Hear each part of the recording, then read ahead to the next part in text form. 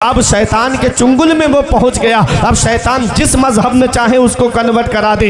ये हाल आज हमारे घरों का होता जा रहा है। 15-20 लोगों का परिवार हमारे घर में, कभी दिल में ख्याल नहीं आता कि आज सब लोग बैठ करके कुरान की तिलावत करें। आज 10-12 लोगों का परिवार हमारे घर में, कभी दिल में ये ख्याल नहीं आता कि आज जुमे की नमाज के बाद सब लोग नबी पे दुरूद पाक पढ़े। अरे अपनी बेटियों को हजरत फातिमा का पर्दा बताओ, हजरत ज़ैनब का पर्दा बताओ, हजरत सकीना का पर्दा बताओ और बताओ मेरी बेटी, ऐ मेरी बहन, ईमान की दौलत सबसे बड़ी दौलत है। तुम बताओ अपनी बच्चियों को कि सबसे बड़ा सरमाया ईमान का सरमाया है। चाहे कोई कितनी भी दौलत वाला क्यों ना हो, ईमान वाले के सामने वो कदमों की धूल के बराबर भी नहीं है। दौलत यही रह जाएगी, कब्र के अंदर साथ जाएगा तो उसका ईमान साथ जाएगा, और जिसका ईमान सलामत होगा उसी को अल्लाह जन्नत अता फरमाएगा। नारे तकबीर, नारे रिसालत, मसलके आला हजरत, इस्लाहे मुआशरा कॉन्फ्रेंस,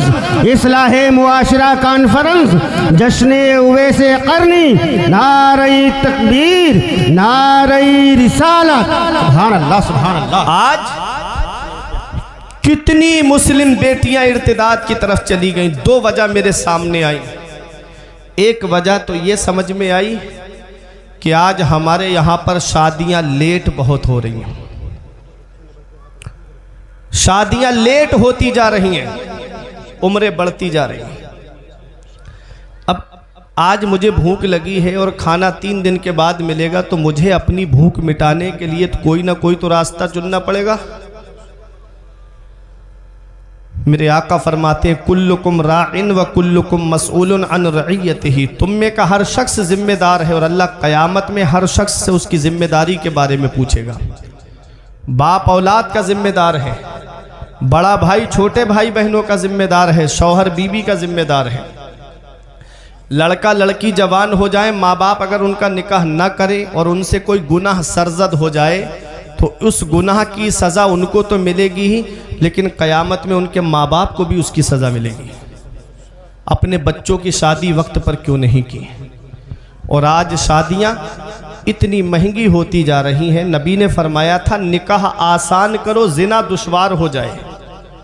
आज ज़िना आसान हो गया, निकाह दुश्वार हो गया। अल्लाह ने बेटा दिया था, अल्लाह ने नूर नज़र दिया था, चश्मो चराग दिया था। अल्लाह का शुक्र अदा करते, अल्लाह का शुक्र अदा करते कि अल्लाह किसी के घर में तो चराग जलाने वाला नहीं है, तूने मेरे घर में चराग जलाने वाला तो दिया है। लेकिन हुआ क्या, जब वो जवान हुआ तो ऐसा लगता है जैसे कि बेटा क्या मिला है, कुदरती भीख मांगने का लाइसेंस मिल गया। बेटा क्या मिला, कुदरती भीख मांगने का परमिट मिल गया। इसकी शादी करूँगा तो कोई ऐसी मामूली घर में नहीं करूँगा, किसी बड़े घर में रिश्ता करूँगा। फला को मेरे पड़ोस में 4 व्हीलर मिली है वैगनार, तो मुझे स्विफ्ट चाहिए, क्रेटा चाहिए। इतनी लंबी लंबी डिमांडों के दरवाजे खोल रखे हैं। बाप दादा ने मेहनत की कमाई से टूटी साइकिल नहीं ली, और इनको गाड़ी और इनको शादी में कार चाहिए। ये आज हाल है हमारे मुआशरे का। ये आज हमारा मुआशरा तबाही के उस दहाने पे पहुंच गया है।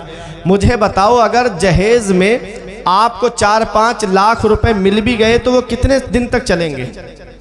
अरे 1 साल चलेंगे, 2 साल चलेंगे, 3 साल खा लोगे, 4 साल खा लोगे, कितने साल तक चल जाएंगे वो पैसे। क्या किसी के देने से पूरा हुआ है? कोई इंसान किसी इंसान को क्या देता है? आदमी सिर्फ वसीला है, खुदा देता है। कोई इंसान किसी इंसान को क्या देता है? आदमी सिर्फ वसीला है, खुदा देता है। अल्लाह देगा तब हमारे घर का गुजारा होगा, उसका रसूल देगा तब हमारे घर में पूरा होगा। किसी इंसान के देने से कुछ नहीं होता। और किसी का दिल मत दुखाना। मौलाना रूम फरमाते अज हजार काबा यकदिल बेहतरस्त, दिल बदस्त आबुर के हज अकबरस्त। किसी मुसलमान का दिल रख लेना, किसी मुसलमान का टूटा हुआ दिल जोड़ देना, ये हज अकबर है। अल्लाह बड़े वाले हज का सवाब अता फरमाता है। लेकिन आज हम दिल तोड़ने, जोड़ने का सबब नहीं बल्कि तोड़ने का सबब बनते जा रहे हैं। आज जिसके घर में 2-3 बेटियां हैं उस गरीब को रात में नींद नहीं आती, रातों में उठ उठ करके रोता है, मौला कहाँ से इतने पैसे इकट्ठे करूं, कहाँ से मंगनी के नाम पर कैश इकट्ठा करूं, कहाँ दिखनौर के नाम पर कैश इकट्ठा करूं, कहाँ शादी में जहेज के नाम पर कैश इकट्ठा करूं। और शादी अगर कैसे कर भी लेता है ना वो गरीब, तो शादी के बाद में बच्चा हो जाए तो फिर छोचक में फला को ये सामान चाहिए, फला को ये सामान चाहिए। एक बेटी की शादी में इतना कर्ज हो जा रहा है उस गरीब आदमी पर कि और बेटियों के बालों में चांदी उतर आ रही है, बाल सफ़ेद पड़ने लगते हैं, लेकिन उनकी शादी का नंबर तक नहीं आता। ये हाल है आज हमारे मुआशरे का। अल्लाह अकबर, जब मुस्लिम बेटियां अपने बिस्तरों पे आंसू बहाती होंगी तो क्या मेरे नबी को तकलीफ नहीं पहुंचती होगी? क्या पैगंबर इस्लाम को तकलीफ नहीं पहुंचती होगी? अरे मेरा नबी तो वो है, जंगे बदर में 70 कैदी गिरफ्तार करके लाए गए, सगे चचा उसमें कैदी बन करके आए थे मेरे आका के, उनके बंद सबके पीछे पीछे कस के बंधे हुए थे। कोई जेल नहीं थी मुसलमानों की, मस्जिद नबवी के सहन में लिटा दिया गया उनको। मेरे आका थोड़ी देर आराम के लिए लेटे तो उनके कराहने की आवाज़ नबी के मुबारक कानों में पहुंची, तो मेरे आका बाहर तशरीफ़ लाए, अपने सहाबा से फरमाया, मेरे सहाबा इनके बंद खोल दो, इनके कराहने से मुझे तकलीफ पहुंच रही, इनके रोने से मुझे तकलीफ पहुंच रही। बताओ चटिया वालों, वो मेरा नबी जो काफिरों का रोना ना देखे, जब मुस्लिम बेटियां आंसू बहाती होंगी तो नबी को कितनी तकलीफ पहुंचती होगी। आज जहेज की वजह से जब बहुओं को परेशान किया जा रहा होगा तो मेरे नबी को कितनी तकलीफ पहुंचती होगी। कोई इंसान किसी इंसान को क्या देता है? आदमी सिर्फ वसीला है, खुदा देता है। इन अहसनतुम ले अनफुसिकुम व इन असातुम फलहा। रब कुरान में फरमाता है, अच्छा करोगे तो अच्छाई तुम्हारे लिए है, और अगर बुरा करोगे तो इसका वबाल भी तुम्हारे ऊपर है। आज जो तुम्हारे घर में बहू बनकर आई है वो किसी की बेटी भी है, किसी की बहन भी है। आज अगर तुम किसी की बेटी, किसी की बहन को परेशान करोगे तो कहीं ऐसा ना हो कि तुम्हारी बेटी, तुम्हारी बहन जब किसी दूसरे के घर में ब्याह करके जाए तो कहीं उसको परेशानी ना उठाना पड़े। ऐ मेरे अजीजों, एक पैगाम है मेरा, ये जहेज की लंबी लंबी डिमांडों के दरवाजे बंद कर दो। जो तुम्हारी किस्मत में है वो तुमको मिलेगा। मौला अली शेर खुदा फरमाते हैं, किस्मत का रिस्क इंसान को ऐसे तलाश करता है जैसे मरने वाले को मौत तलाश करती है। ये मौला अली शेर खुदा का फरमान है। तो मेरे अजीजों, कोई इंसान किसी इंसान को क्या देता है? आदमी सिर्फ वसीला है, खुदा देता है। एक साहब मुझसे बोले, मौलाना मुझे मोटरसाइकिल चाहिए शादी में, मैं मांगी हुई गाड़ी पे बैठूंगा। मैंने कहा परेशान मत हो, मेरे साथ में चलो मस्जिद में। जुमे में 1 जुमा, 2 जुमा, 3 जुमा तकरीर करूंगा, और ऐसी तकरीर करूंगा तुम मस्जिद के दरवाजे पे रुमाल बिछा के बैठ जाना। 3 जुमों में इतने पैसे इकट्ठे कर दूंगा कि एक मोटरसाइकिल तुम्हारे लिए आ जाएगी। आंखें चढ़ा के मुझसे कहते हैं, मौलाना क्या तुमने मुझे भिखारी समझ रखा है? क्या तुम मुझे भिखारी समझते हो? हमने कहा, अरे नादान, भिखारी सिर्फ उसे नहीं कहते जो कटोरा लेके दरवाजे दरवाजे मांगता हुआ फिरे। भिखारी सिर्फ उसे नहीं कहते जो चौखट चौखट मांगता हुआ फिरे। भिखारी सिर्फ उसे नहीं कहते अरे जो झोली फैला करके दुकान दुकान मांगता हुआ फिरे। भिखारी उसे भी कहते हैं जो जहेज की लिस्ट बना करके ससुराल के दरवाजे पे मांगता हुआ फिरे, जो जहेज की लिस्ट बना करके ससुरालियों से मांगता हुआ फिरे। मैंने कहा, अरे नादान, मैं मांगने से मना नहीं करता, मांगना मोमिन की शान है, लेकिन इन दुनिया वालों से क्या मांगता है? ये 1 लाख 2 लाख दे भी देंगे तो 1-2 हफ्ते में खत्म हो जाएंगे, 1-2 महीने में खत्म हो जाएंगे। मैं मांगने से मना नहीं करता, मांगना मोमिन की शान है, लेकिन कहाँ मांगना चाहिए ये मुझसे मत पूछो, ये नकीब अहले सुन्नत कारी आरिफ रजा से मत पूछो, ये इन उलमाए किराम से मत पूछो, ये अतहर जमाली से मत पूछो, अरे ये शाहजी मियाँ से मत पूछो, अरे चलो बरेली शरीफ चलते हैं, आला हजरत से पूछते हैं, ऐ मेरे इमाम, हम मांगे तो कहाँ मांगे, कौन हमें देगा? तो आज भी गुंबद रजा से आवाज आती है, कौन देता है? देने को मुंह चाहिए। कौन देता है?